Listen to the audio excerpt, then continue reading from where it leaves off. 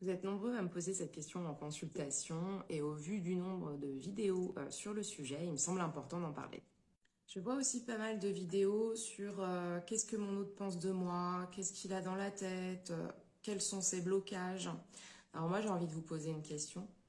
Et vous dans tout ça?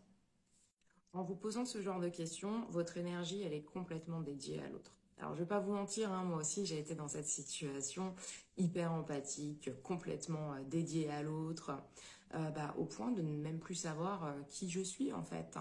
J'étais dans cette position d'attendre que l'autre aille mieux parce que forcément c'était lui, c'était pas moi. Moi tout allait très bien. Du coup j'ai continué de reproduire les mêmes schémas éternellement. Jusqu'au jour en fait où j'ai un ami qui m'a dit mais tu sais Aurélie, tant que tu te positionneras en victime, tu continueras d'attirer à toi des bourreaux. Et là, ça a fait tilt.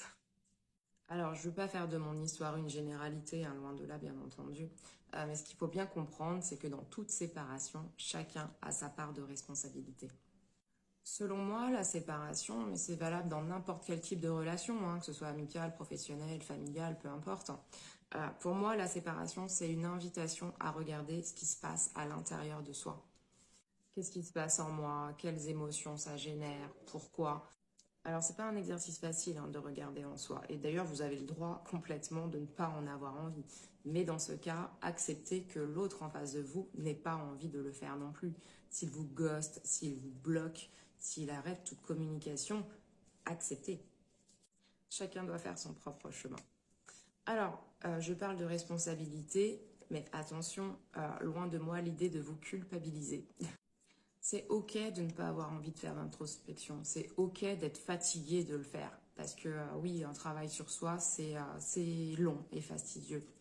Euh, Écoutez, la vie ne doit pas juste être un long travail sur soi. Il faut savoir aussi profiter des belles choses que la vie nous offre. L'essentiel, et je terminerai là-dessus, c'est de trouver votre propre équilibre, de rester connecté à vous-même. Et pour ça, vous avez un super outil qui est votre corps en fait. Soyez à l'écoute de votre corps, il vous enverra tous les signaux pour définir vos propres besoins et savoir ce qui n'est pas bon pour vous. Si vous le souhaitez, je peux vous aider en guidance à identifier l'origine des situations que vous vivez, par exemple. Et en accompagnement personnalisé, là, on va plus travailler dessus. N'hésitez pas à consulter mon site internet, vous trouverez l'ensemble de mes prestations et de mes tarifs. Et vous pouvez également me suivre sur Insta pour d'autres contenus.